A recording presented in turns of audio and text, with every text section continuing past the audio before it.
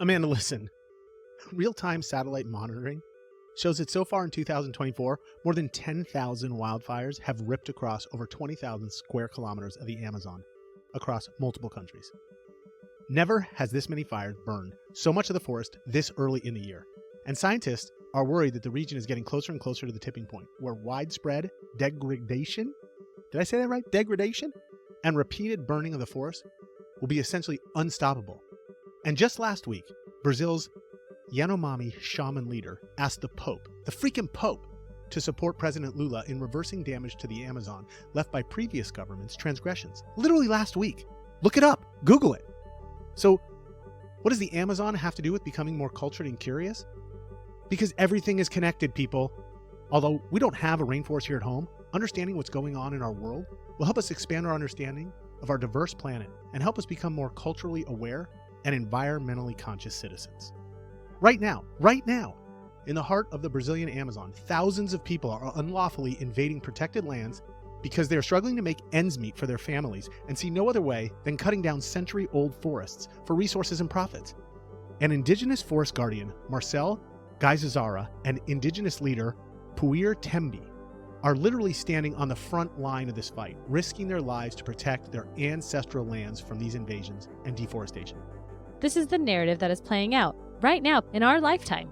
Listen, this is the story of We Are Guardians, an award-winning documentary about hope amidst an unfolding crisis.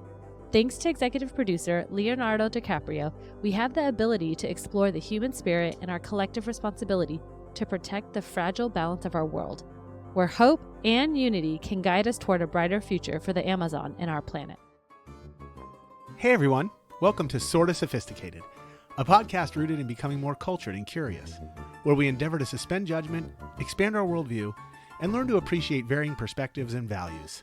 But really, it's a show where we hope to enlighten anyone who cares on topics that might make them more interesting and well-versed humans, and just dangerous enough to hold their own in this sophisticated world. Sort of. So, I'm excited about today, Amanda. But why? Because for the next half hour or so, we're going to take a little ride into the heart of the world's most awe-inspiring ecosystem, covering 2.5 million square miles and spanning 9 countries. The Amazon is not only the largest tropical rainforest on Earth, but also the crucible. Yeah, I said it, people. The crucible of biodiversity and a freaking treasure trove of ancient wisdom. Sounds so freaking cool. I I'm know. actually really excited about this. Yes. Okay, so I read somewhere, I don't know What? where, You but read, once you I read did. something I did. somewhere? I don't. Okay. And where I was, I couldn't even tell you. But I read that the Amazon rainforest is so big That's and what she said. so dense that in some areas the sun has trouble reaching the ground. Is that true? Like the ground's always dark? It is. It is true. It's crazy, right? In some areas, as little as 1% of the sun's rays get through to the forest floor. It's like midnight all the time down there. It's awesome. Okay. So weird. I know, but that's crazy. Yeah, I know. All right. So our word of the day today is salubrious. And our challenge is to work this word into the podcast somewhere and make it seem like we meant to. Definition, please. Salubrious. I had to look this one up. Salubrious is a formal word that means favorable to or promoting health or well-being. So it's a formal word. So what would an informal word be? I don't know. An informal, like wholesome maybe, or maybe just saying healthy, I guess. I don't know. I've just never heard of formal word. Right. So I guess, okay, but maybe better yet, why don't you use it in a sentence, please? Yeah, okay. Yeah, because I don't know. Wholesome? I don't know. Okay. I don't know. The fresh, how about this? The fresh air in here, Amanda, is salubrious. I think that works. Okay. All right. Let's see where this goes. All right. Listen, I do give us like a less than 10% chance that we're going to get this one. Is there a way to like have listeners on this podcast like call in and help us? Because I don't know if I did. Phone that a friend. right. Phone a friend. I think we should. All right, Whatever. Pete. What? Why don't you give me the quick history of the Amazon? Did it appear out of nowhere? But wait, hold on. Did the Amazon have dinosaurs? Were there dinosaurs in the Amazon? And was it always this cool thing, or did it grow from really small seeds, or like how did the Amazon come to be? It didn't grow from small seeds. And why don't we just jump in the deep end, dude? Seriously, what are you doing to me? The history of the Amazon. You're asking me about the I'm so history of the excited. Amazon. I'm so excited. But I think it's going to be good. But that's like a million years of history. I can't do a million years of history. What are you really asking? Like, what are we talking about? Like geological history? Like human history? Like what? Like, what do you want? I don't know. Maybe a little bit of everything, but do it fast. And Oh my make God. sure there are dinosaurs somewhere in there Oh my because God. dinosaurs are cool. Okay. And I really just want to see how you tie this together. I'm going to do this fast. All right, let's see what we got. First, geological. The Amazon began to take shape around 125 million years ago during the breakup of the supercontinent called Gondwana. I'm sorry, what? Gondwana. What is that? Gondwana. Is it like supercontinent? It was a supercontinent. Okay. Yeah. But was it like Pangea? So I had to look that up. Gondwana actually predates Pangea. Like Pangea is actually part of a Wow. broken up Gondwana. So like Pangea is like the baby of Gondwana, I guess. So whatever. So a little geology lesson for you people.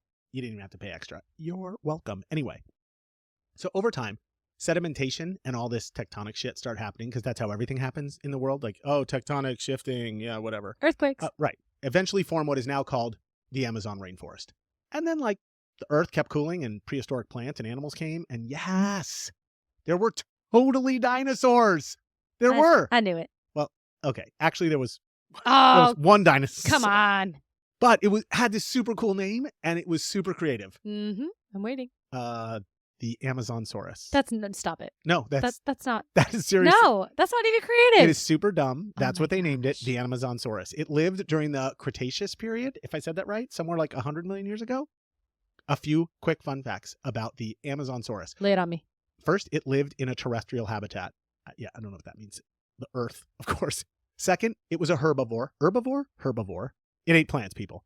And finally, only one specimen has ever been found by paleontologists. Yes. So like Ross from Friends, like goes down there and like, because wasn't he a paleontologist? Yeah, he loved dinosaurs. He geeked I down never on watched Friends. Yeah. Okay. Anyway, he was the only one who found it. So Ross Geller found the Amazonsaurus, and that's what we know. There's been one. One. One. No other. No. So, but there was lead dinosaur, so shut up. Okay. Moving on. So fossil evidence suggests that the Amazon rainforest was once inhabited by a bunch of different prehistoric animals, not just one dinosaur, including giant sloths. Yes, giant sloths, saber-toothed cats, and giant armadillos.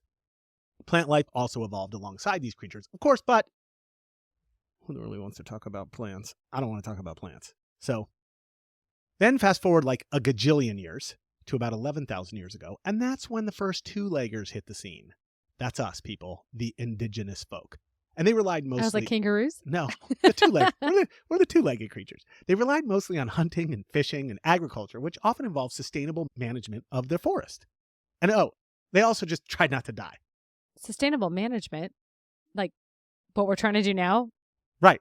They were so ahead of their time. Man, right? they were just better. I know. Better people. They totally were, right? It's one of the oldest continuously inhabited ecosystems in the entire freaking world, people. That's crazy. All right. I'm still moving here. Then Okay. the shit hits the fan around 1500, right? Like, so what is that? The 16th century? No. 1500? Yeah, 16th century. European explorers start showing up. Spanish conquistador Francisco de Orellana starts meddling around in the Amazon in search of gold, of course. Of course. Right? Of course. Right. Leading to conflicts with the indigenous populations. No shit. So, of course, Europeans win and colonization starts. Boo. Sucks. Particularly by Spain and Portugal, which led to widespread exploitation of the Amazon rainforest. And all these indigenous people, who were doing nothing but minding their own fucking business, mind you, were subjected to forced labor, and large tracts of forest starts like being cleared, like for agriculture, resource extraction, like they just do all the dumb European shit that they do. I mean, conquerors. It sucks Yeah. when you really think about it all. So now we get to the modern day crap. So in the early 20th century, like 100 years ago, industrialized nations start making cars and stuff. And the need for rubber starts increasing so they can make tires. And these rubber barons, they were called, rubber barons, air quotes, established plantations, leading to way more deforestation and exploitation of the indigenous workers. Like, people don't realize what we're doing. Like, cool, cars are awesome. I'm super glad we have them. It's awesome. But then we start screwing everything up to just make cool new shit. So I'm all for the cool new shit, but I don't want to screw stuff up. So we got to figure this out. Right? Agreed. Yeah. Anyway, So finally, basically after 500 years of not appreciating the symbiotic relationship between us and our Earth, conservation efforts begin in the late 20th century, not too long ago, and we finally start to establish protected areas and indigenous reserves aimed at preserving the region's biodiversity. And of course, finally, the cultural heritage of these people that have lived here for 11,000 years that we've been ignoring. Somewhere I read that despite all these conservation efforts, the Amazon rainforest still faces tons of problems, not limited to, but including, right, continued deforestation, Yep. climate change, and illegal logging. And now with the expansion of agriculture, mining, and infrastructure development, everything's posing a new threat to this already stressed ecosystem. It all is. And we're going to talk all about it. Yes. Amanda, you're absolutely right. It's terrible. I like that little history lesson there, Pete, but give me some of the technical deets on the Amazon. Like, what are we talking about here? What do I need to know? The size, the shape, current wildlife, natural resources, relevant today's stuff. It's a 36 double D. No. Okay. Not that kind of detail. All right. I am going to spit facts right now. So be ready. All right. Let's get some framework in place here first. First, we have Amazonia, which is like not the Amazon rainforest. That's like the bigger part. It's the world's largest river basin that's drained by the Amazon River and all its gazillion tributaries or like rivers, all the stuff that flows down to it. Its forest stretches from the Atlantic Ocean in the east to the Andean foothills in the west. That's where the Andes Mountains run between Chile and Argentina. So it's like massive, right? It's situated in the northwest corner of Brazil and borders 8 other countries that I talked about earlier. Now, the Amazon rainforest is just a smaller part of that whole basin, but it's the part which is characterized by high rainfall and that thick vegetation that like the sun doesn't get through, right? So while the whole basin represents 7 million square miles, you heard me, 7 million square miles. It's huge. The Amazon rainforest is just about 2.5 million square miles, or a little over a third of that basin. It contains several million species of insects, plants, birds, all other forms of life, many which are still unrecorded, Amanda, by science, for sure. Appreciate this for a second, please. That's more than 30% of the world's species in one fucking place. 30%. That's all the species in the world. All the species in the world, 30% of them exist somewhere in the Amazon. And we haven't even discovered all. Like, that's insane how much that is, right? They still are discovering about 300 new species per year. That's every a lot. year. Every year. Every year. Right. These are things you don't hear about. New species. Yeah. So the bad part on the flip side, because we suck as a human race, it's also estimated we're making more than 130 species extinct every day. Every day. Every single day. We're losing them. That's mind-blowing and very sad and tragic. It sucks. It does. Anyway, those are all the animal species and stuff. But then there's the trees. We know that the Amazon provides some of the most excellent trees with its mahogany and its cedar woods. But I bet you didn't know the rainforest contains over 4 billion with a B, individual trees. Holy shit, that's a lot. Billion. Yeah, I have a question. Did someone count them? Like, is Google Maps doing? Like, what's happening? Somehow, people, we know that there's over 4 billion. Okay, that's all I know. Okay, as far as major wildlife goes, we got jaguars, manatees. Manatees? The one that are from Florida. Manatees. Yeah, they probably migrate down there. I don't even know. Okay. We have manatees. Tapir, red deer, sloths. Sloths. We had the giant sloths. Now we have the regular. Now we have the smaller sloths. I wonder. Capybara. We got capybara and a plethora of different varieties of monkeys. I get the monkey part. Yeah. But all of those live together in one little area. And it's not a little area, it's a big area. 2.5 million square miles. They're all living there. They're eating each other. They're You always hear about Africa being the place to go to see animals. Amazon people. Yeah. Yeah. That's crazy. Yeah. The Amazon's awesome. All right. Also, it's famous for its vibrant and colorful birds. Birds? The birds. The toucans. It's like Toucan Sam, right? Fruit Loops. Shout out. The ibises. Macaws. It's also just as well known for its scary and slimy creatures. Like that one makes more sense to me. Yes. Right? Like the anaconda, the tarantula, and the piranha people. Right? You gotta love the piranha. I know you watch movies. Pete. I watch a lot of movies. This freaks me out. What freaks you out? I mean, they make movies about this stuff, like anacondas and tarantulas and piranhas. They do, right? That's all the scary shit they make. They want to freak you out. Right. That's Hollywood, baby. They want to freak you out. Maybe we should have more movies about cute, cuddly capybaras. Are they cuddly? The capybaras? No. They look like big. They look like big. I mean, rats. they're big. They are. They're Have you big seen rodents. the Princess? Yeah, Princess Bride, the ROUSs. I think capybaras kind of look like. I don't know that those are cute and cuddly, but yes, I get your point. Or maybe instead of the scary movies of anacondas, you could just go scary sloths, because I hear that they kill you. But yeah, but they're too slow. They can't kill you. I did read somewhere recently that they think they found the biggest. It was dead. The biggest anaconda in the world.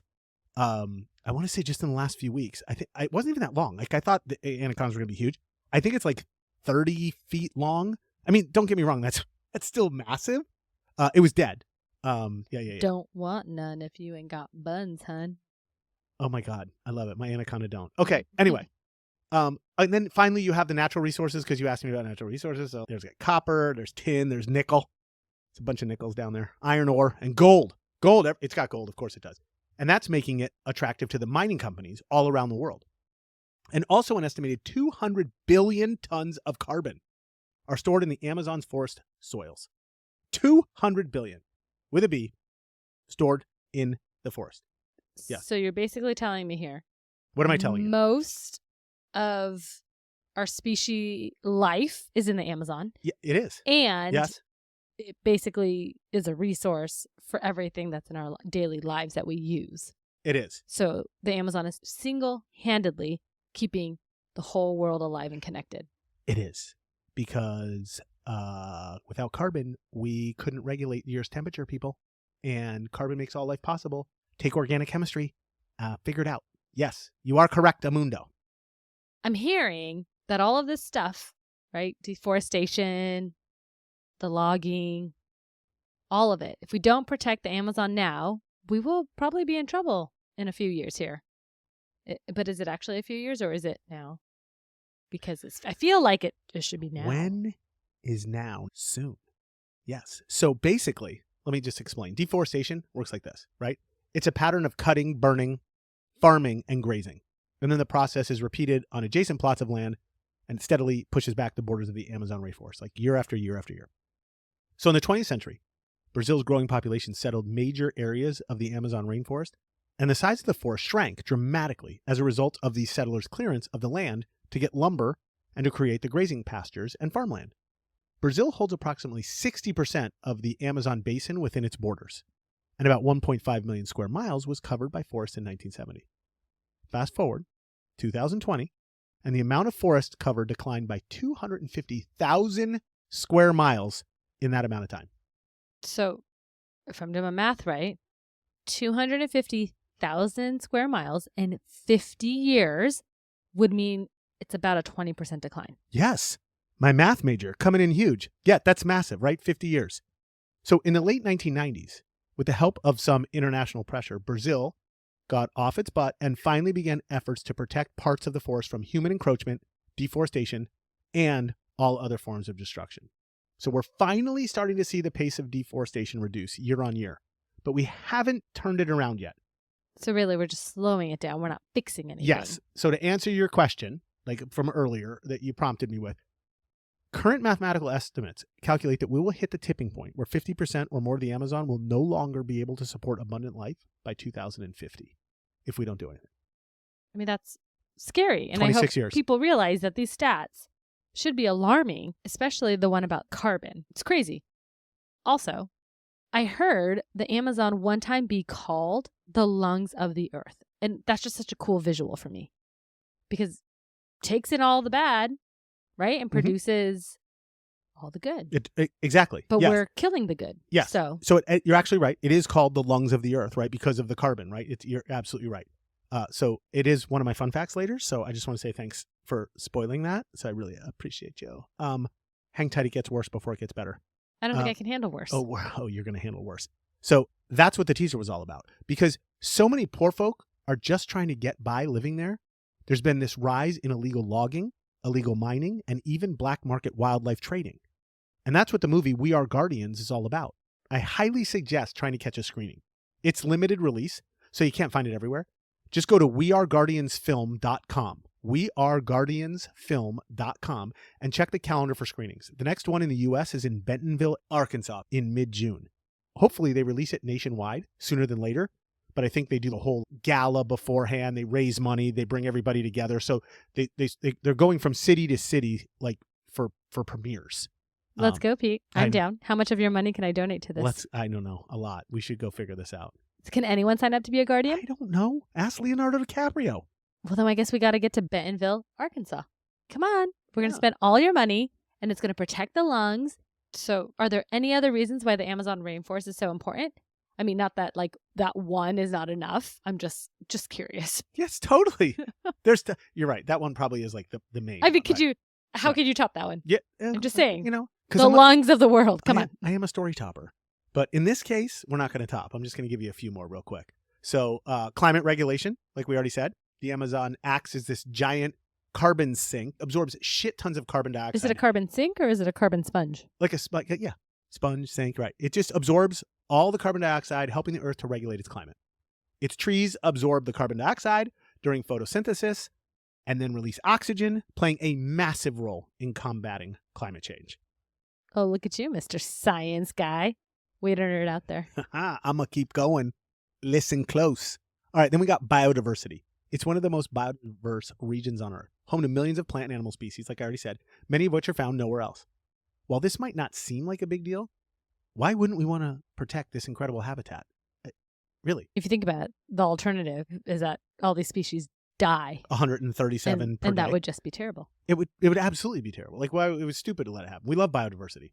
We promote biodiversity. And then there's the water cycle. The rainforest plays an enormous role in the water cycle. Shout out to Ricky the Raindrop in 3rd grade science class, people. It influences rain patterns not only in Brazil and South America, but check this out, around the world, Amanda. Yeah, you heard me. Around the world. Around the world? Really? Yes, around the world. Its trees release this water vapor into the atmosphere. Which I remember evaporation is part of the water cycle. Oh, yeah. Good call there. Can I keep going? Sure. Sorry. Okay. Yeah. Then that water that evaporated builds up and, of course, falls as rain. Which is precipitation. Also part of the water cycle. Okay. We got it. Stop it. Okay. I'm putting words who's the science teacher now? To your okay, long definition. Relax. Got it. Yes. Okay.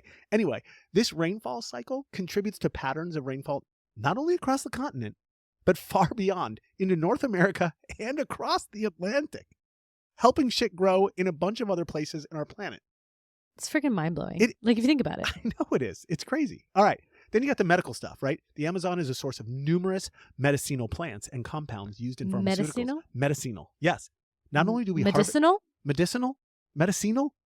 Okay, it's medicinal, people. The Amazon is a source of numerous medicinal plants and compounds used in pharmaceuticals. Like stuff that you do for your big boy job? Oh, yeah. What's a little over-the-counter drugs? All right. Not only do we harvest them for the drugs, but many indigenous communities rely on these plants for traditional medicine, right? Who are we kidding? We should really be doing the same thing. I mean, a middleman, big pharma. Come on. Let's just go straight to the source. Why don't we just all go to the Amazon and, farm plants that are medicinal? Because food is medicine. Plants are medicine. We've known this forever. But here we are in this. So sorry. Doing the same thing spiraling over and over. I'm spiraling. Yeah.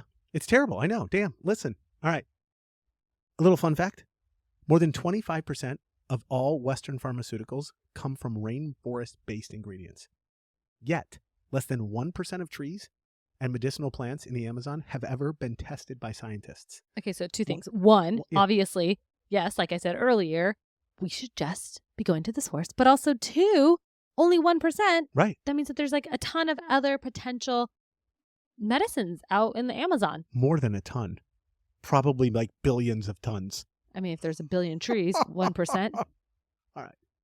Good. Finally, fifth, the economic value. The rainforest provides livelihoods, of course, for millions of people, including the indigenous communities that we already talked about, and other local populations who depend on its resources for food, shelter, income through activities like agriculture or fishing, and of course, like it or not, tourism, people.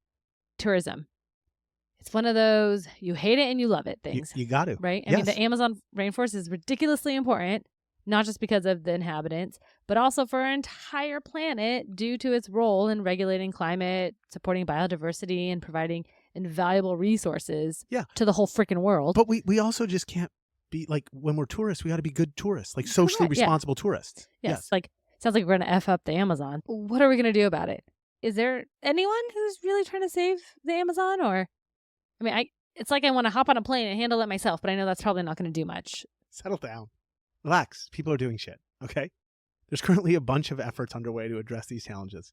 First, because I need to know, so I can calm down. Calm down. All right. So first you have all the conservation initiatives, both governmental and non-governmental, working to preserve the Amazon. They've set up protected areas. They're committed to promoting sustainable land management, and some support the indigenous communities. I like that. So we're on our way. Then you have the international cooperation.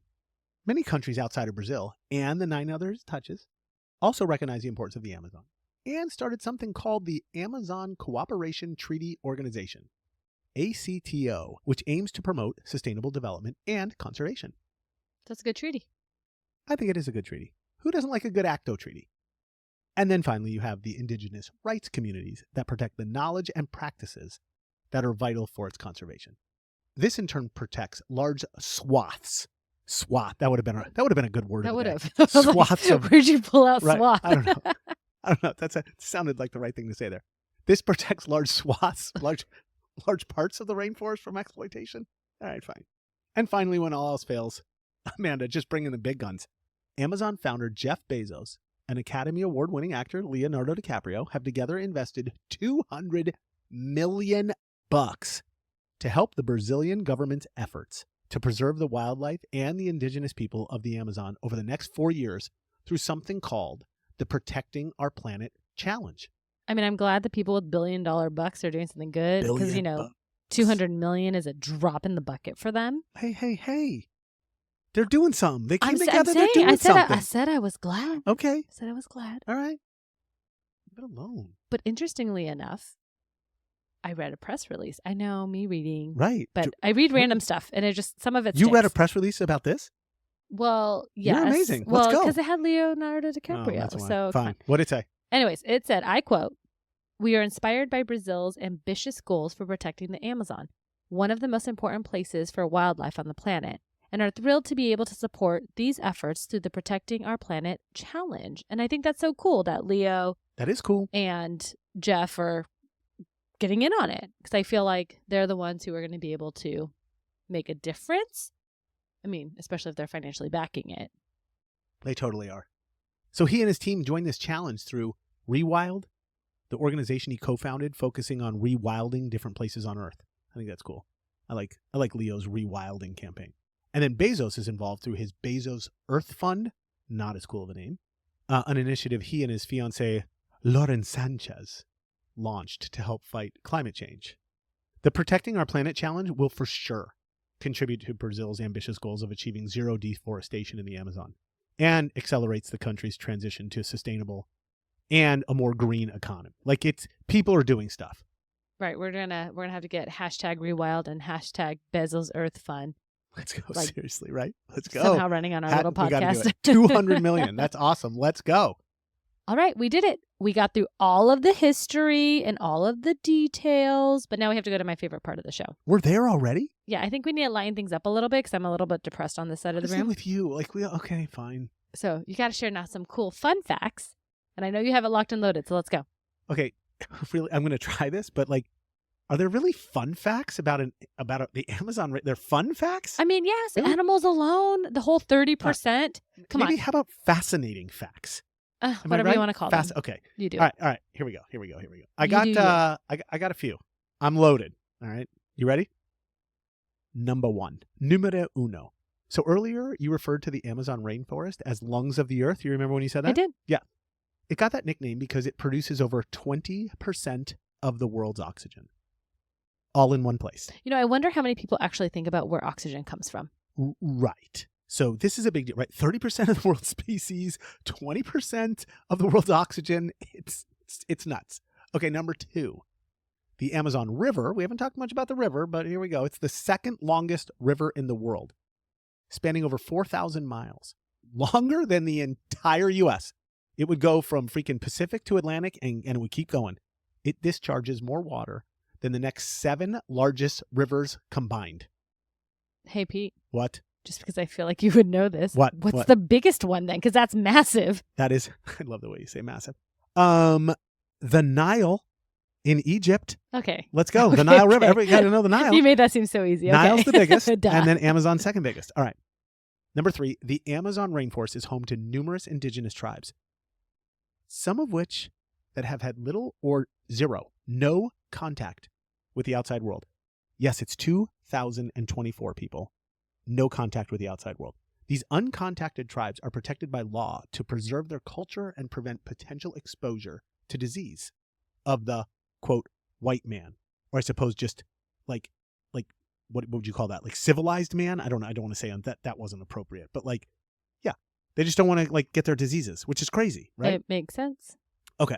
Leave them alone. I know. Exactly. All right. Number 4, it's home to Victoria amazonica, the largest water lily in the world, like a lily pad, like the largest water lily in the world. Its leaves can grow up to 10 feet in diameter and can support the weight of a small child. That's like me and then a person on top of me wide. Yes, that's a big ass lily. That is huge. It's so, like your kid could sit on this lily and it wouldn't even like bend. Yes. Oh, wait, hold on. I think I did it. What'd you just do? The word of the day. Oh my God, I totally forgot about the word of the day. Wait, I've been thinking about it. Are you ready for it? So hold on a second. You've been sitting over there the whole time just writing sentences to see how to work in the word of the day? I mean, not writing sentences, but trying to figure out where salubrious could go because... Oh my God, I completely forgot about it. All right, go for it. What all right, here we go. Are you ready? What is it? Yeah. The lush vegetation of the Amazon contributes to its salubrious atmosphere. Oh my God, I call bullshit on that. You just Googled it. You looked it up. I did it. You Googled Googled I did it. No, I figured it out a little earlier that if we were going to use this word, we had to do something with plants. And you finally mentioned something about plants. Okay. So you were super patient, but what if I wouldn't have talked about plants anymore? What would you have done? I played the odds. It's an episode about the Amazon. All there is plants. Oh my God. All it right. was bound to happen. All right. I think you nailed it. It was just a long play. Yeah. The lush vegetation of the Amazon contributes to its salubrious atmosphere. Good work. I completely forgot about the word of the day. Job well done. Okay. Number 5, fun fact. So with all the plant and animal life, it's pretty easy to forget that humans are also native to the Amazon, with more than 20 million permanent inhabitants, forming a population roughly equal to the size of London, New York, and Los Angeles combined. That's a ton of people. Combined. Where do they all live? Yeah, I mean, I know they live in the Amazon. No, in the Amazon? Listen, I don't know. The Amazon's huge. Yeah. I don't think people think about it that way. I feel like I have to Google Earth this. We got to get on this. We got to learn more. All right. Number 6. Some plants in the Amazon rainforest can actually communicate with each other through chemical signals. Stop it. Seriously? Kind of like a smoke signal, but do they give off a pheromone? Seriously, listen. When some plants are attacked by herbivores, plant-eating animal, the Amazonsaurus, right? Yep. Certain trees will release chemicals into the air that signal nearby other trees to produce toxins to start to defend the environment. It's like a smoke screen or a chemical bomb. Yeah, they're communicating. It's crazy. See, I'm telling you, all life is connected. All life is connected. It's crazy. Absolutely. All right, do I keep going or what? I mean, I got more. You want me to keep going? I always want to keep going. All right, I'm going to keep going. I love fun facts. All right, let's go. I got 3 or 4 more. Okay. In 2015, NASA discovered the main supplier of fertilizing phosphorus in the topsoil that is super critical for long-term sustained plant growth in the Amazon rainforest is supplied by none other, are you ready for this, than the Sahara Desert in freaking Africa. In Africa. Wait, what? Yeah. I don't even think I track what you're saying. Okay. So basically they use satellite imaging to track a 3-dimensional model of dust clouds containing phosphorus on a transatlantic journey from the desert to the rainforest. And that phosphorus fertilizes the topsoil in the Amazon. That's amazing. It's all connected. It is. It's all connected. Yes. What? I know. From Africa, transatlantic journey. Yes. It's the same thing with all the way. It's the same thing with the water cycle we talked about before. That's true. Where the rainfall affects everything else on Earth. It's insane. Okay. Number 8. The name Amazon was given by Spanish explorer Francisco Orellana. We talked about him a little earlier. After he was attacked when exploring the region by female warriors named the Icamiabas. or women without husbands, is what that translates to in Portuguese. He compared them to the Amazons of Greek mythology. Anyway, number 9, more than 80% of the world's food. 80%, Amanda. Sometimes I think you have to really take in what I'm saying. Of the world's food has its origins in the Amazon rainforest. And it contains more than 3,000 different varieties of fruit. But we're so lame that only about 200, or roughly 6% of these are consumed by the Western world. I think we need to make an encyclopedia of just fruit. Yeah. 3,000? 3,000 different varieties. We're eating 200. We don't even bother. Now, some other folks eat a lot more than that, right? Like folks in the Amazon, I'm sure do. But the Western world, we suck. And finally, number 10.